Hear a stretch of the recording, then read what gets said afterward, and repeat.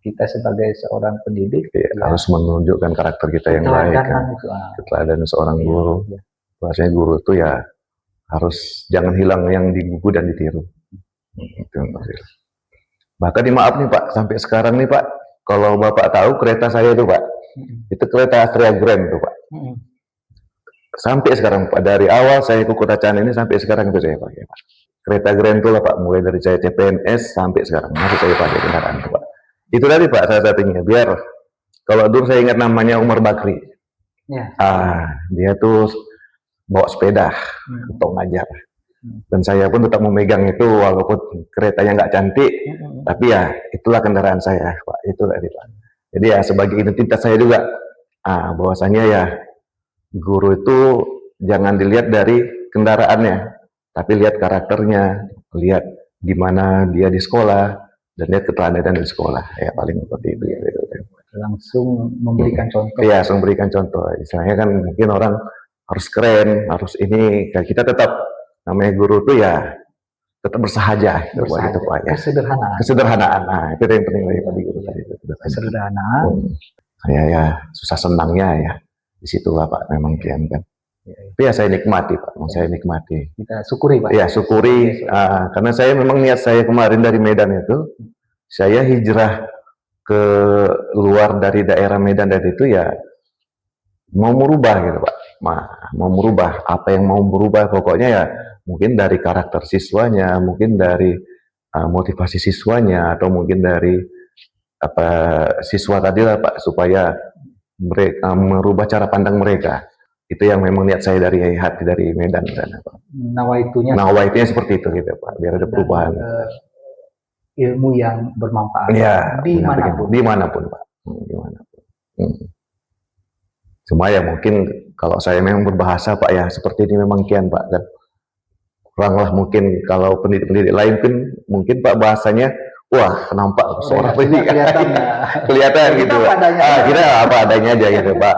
Yang penting informasi itu sampai ke siswa pun siswa pun paham, dan orang mendengar paham, kita aja. Sebagai guru itu pun Pak, ya kita perlulah untuk menjaga keteladanan kita sebagai contoh, sebagai motivator, dan kita harus berpegang teguh pada guru itu adalah yang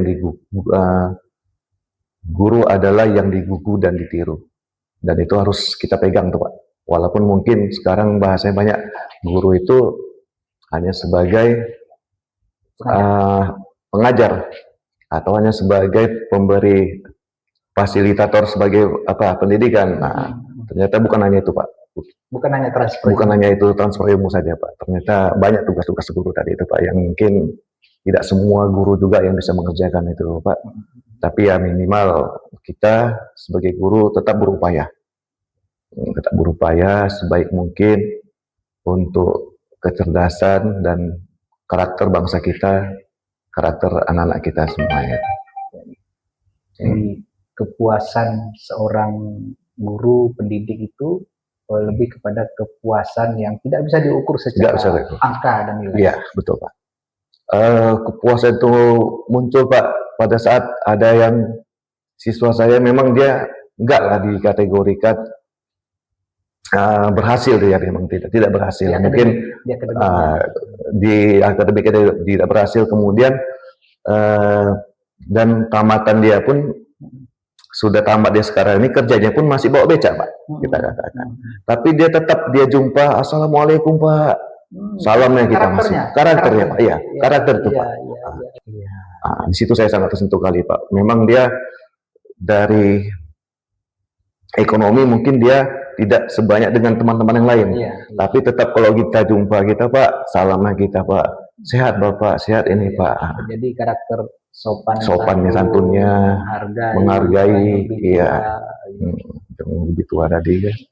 Jadi ketika melihat siswa kita seperti itu, disitulah rasa kepuasan kita muncul. Situ kita Pak. Ada pengalaman saya nih Pak terhadap siswa. Saat itu dia masih kelas 10 masa itu. Saya ngajar fisika di kelas itu Pak. Nah, seiring jalannya waktu, si anak ini mulai datang bosannya dia dalam pembelajaran itu. Jadi kadang dalam proses saya belajar, mengajar itu, pada kita saat menjelaskan, dia tertidur. Kemudian sesekali mau mengganggu kawannya, sesekali tidur lagi, ya, sesekali permisi, bahkan lebih. Jadi alhamdulillah kita kan ada program apa nih Pak, guru wali Pak. Guru wali. Guru wali. Saya sebagai guru wali tadi ada kurang lebih 8 orang. Nah, secara umum saya sampaikan, habis itu pribadi saya dekati siswa tadi. Jadi gimana responnya Pak? Pertama Bapak panggil gitu. Awalnya dia masih mau nolak-nolak apa? Untuk apa Pak? Datang apa Pak? Panggil-panggil kami Pak ke sekolah. Enggak, ini tugas. Ada tugas Bapak untuk mengumpulkan kalian di sini, ya untuk mengarahkan kalian lah supaya akademik kalian pun naik, kemudian prestasi kalian pun naik. Ini Pak, kalau di sekolah kami ini kan di SMA 1 Lawi Alas ini setiap Jumat kami adakan tuh Pak, guru wali. Jadi kami kumpulkan, siap kami pengajian wirid yasin, itu langsung kami masuk di guru wali. Nah, jadi kami kumpulkanlah yang ke-7 siswa tadi nih, yang pas saya sebagai guru walinya tadi. Nah, saya tes lagi membacanya, menghitungnya, alhamdulillah mereka bisa. Membaca dan berhitung. Termasuk bacaan Qur'annya, bisa. Jadi ada kurang lebih 6 bulan saya mereka, saya sebagai guru walinya. Nah, jadi mereka pun cerita, kita pun mendengarkan, macam konferensi meja bundar lah gitu jadinya Pak. Dan mungkin anak-anak lebih terbuka ya? Iya, lebih terbuka Pak.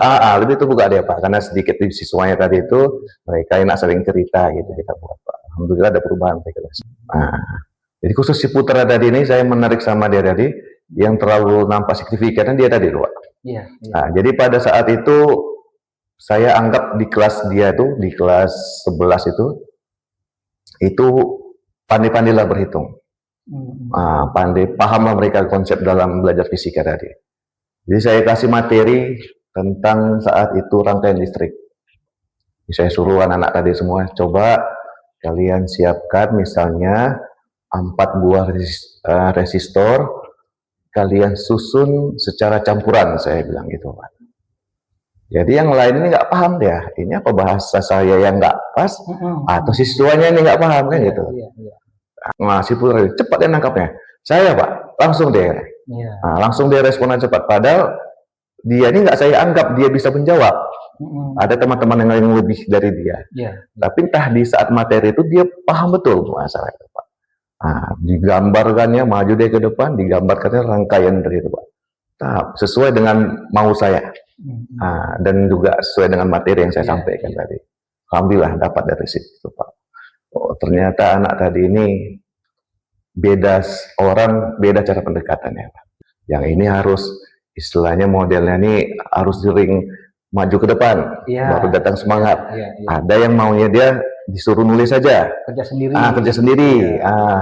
Ada lagi siswa yang maunya cerita aja, saya ceritakan aja Pak, nggak pandai saya nulisnya. Gitu. Jadi bahkan tuh dari ke-8 anak yang Bapak damping itu kecerdasannya beda-beda. Kecerdasannya beda-beda Pak. Ada kecerdasan linguistik. Berarti Jadi dari ke-7 itu Bapak sudah petakan lah ya kecerdasan. Udah dipetakan saya masing-masing Pak. Ini si Putra ini modelnya kinestetik. Modelnya kinestetik. Yang ini modelnya audio, visual. Nampak saya lah dari 8 ini saya beda-bedakan.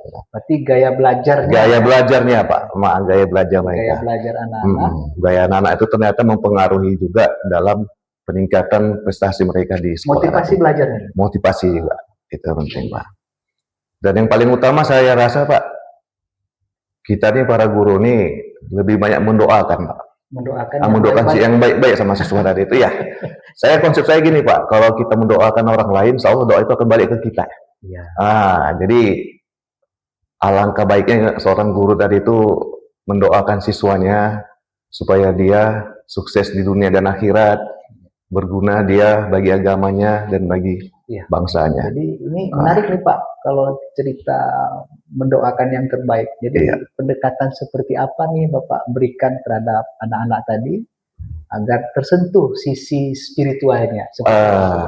Kalau saya Pak selalu saya ingatkan mereka untuk sholat aja Pak. Ya, sholat cuma ya mengingatkan terus Pak, udah sholat subuh kalian belum Pak? Jangan lagi kayak gitu. Nanti juga sholat, jangan tinggalkan sholat. Ya. Itu untuk saat ini yang bisa kami capai dari program Guru Wali tadi itu. Selain itu juga Pak, kami juga sangat terbantu atas peduli yang kepala sekolah terhadap anak-anak di sana. Kenapa? Karena sana kan payah transportasi umum Pak. Jadi alhamdulillah sekolah pun menyediakan transportasinya berupa mobil lawe, kok mobil lawe. Jadi memang khusus untuk menjemput siswa-siswa tadi yang tidak ada transportasi ya. Yang jauh istilahnya radius mungkin 10 kilo dari rumah Pak kan, yang nggak ada dilalui oleh kendaraan umum, itu difasilitasi sama sekolah. Mulai dari gaji supirnya, bahkan minyaknya itu sekolah yang nanggung. Bahkan itu sedekah juga dari Pak sekolah. Dan minyak saya sumbang si Pak sekolah memang. Dari guru-guru juga lah. Guru-guru ada juga, Pak. Guru-guru ada juga dari di situ. Iya, alhamdulillah. Gimana tanggapan orang tua Pak? Semenjak ada transportasi itu ya siswa kami itu meningkat Pak. Berarti kan dari sini kan nampak orang tua pun support terhadap adanya transportasi penambahan dari pihak sekolah tadi Pak. Yang biasa mereka mungkin bayarnya sehari 2.000, dengan transportasi itu 10.000 selama 1 bulan. 10.000 selama satu bulan. Kalau naik kendaraan umum kan 2.000 Pak kan. Iya. Mereka selain kalaupun ada pengutipan 10.000. Kadang pun kami nanti udah nih siapa nih saya nanggung 10.000 sebulan. Saya ikhlas ya itu ada Pak. Bahkan gurunya yang berikan ini belum bayar apa nih Bu Pak, ini bisa saya tutupi untuk sini tadi. Begitulah kami untuk agar siswa tadi itu mau ke sekolah.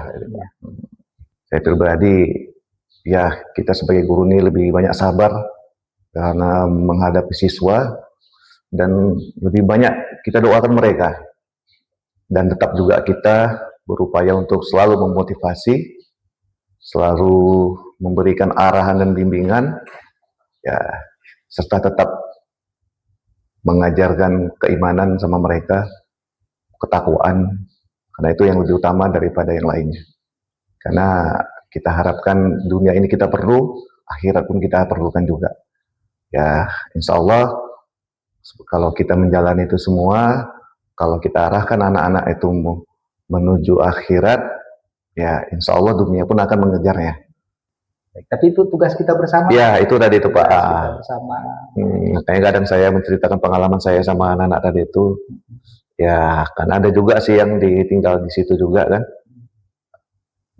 Dari orang yang tidak ada, dulunya orang tuanya, alhamdulillah anaknya jadi semua. Jadi dia ada mempunyai 6 anak. Jadi alhamdulillah 6 nama jadi semua Pak. Mulai ada jadi kepala sekolah, jadi pegawai dinas kesehatan, kemudian jadi pemilik yayasan, ada lagi wira swasta, polisi di kampung itu. Orangnya nggak ada apa-apa. Tapi alhamdulillah qadarullah tadi anaknya itu yang 6 itu jadi semua. Jadi itu kan bisa jadi contoh. Iya, itu berikan kepada anak-anak tadi itu Pak. Orang tua yang Dan itu langsung memang sering saya sampaikan sama anak-anak peserta didik saya kan, saya contohkan langsung. Ini kepala sekolah, karena itu kan termasuk abang angkat saya di sini lah Pak. Dia tuh bagaimana dulu sekolah, dari orang tua yang seperti apa, sampai dia menjadi kepala sekolah sampai saat ini. Berarti kalau memang ada niat motivasi yang kuat, tidak melihat latar belakang. Ya, tidak melihat kondisi ekonomi. Tidak melihat kondisi ekonomi, betul. Yang nyata lah. Yang nyata gitu Pak, ini yang nyata. Kalau nggak nyata, ini masih awam, masih di awang-awang. Karena fisika ini kan pasti-pasti. Iya, yang pasti-pasti aja. Pasti-pasti aja. Iya. Bahasanya guru itu ya harus jangan hilang yang digugu dan ditiru. Menghadapi siswa, dan lebih banyak kita doakan mereka. Dan tetap juga kita berupaya untuk selalu memotivasi, selalu memberikan arahan dan bimbingan, ya, serta tetap mengajarkan keimanan sama mereka, ketakwaan, Karena itu yang lebih utama daripada yang lainnya.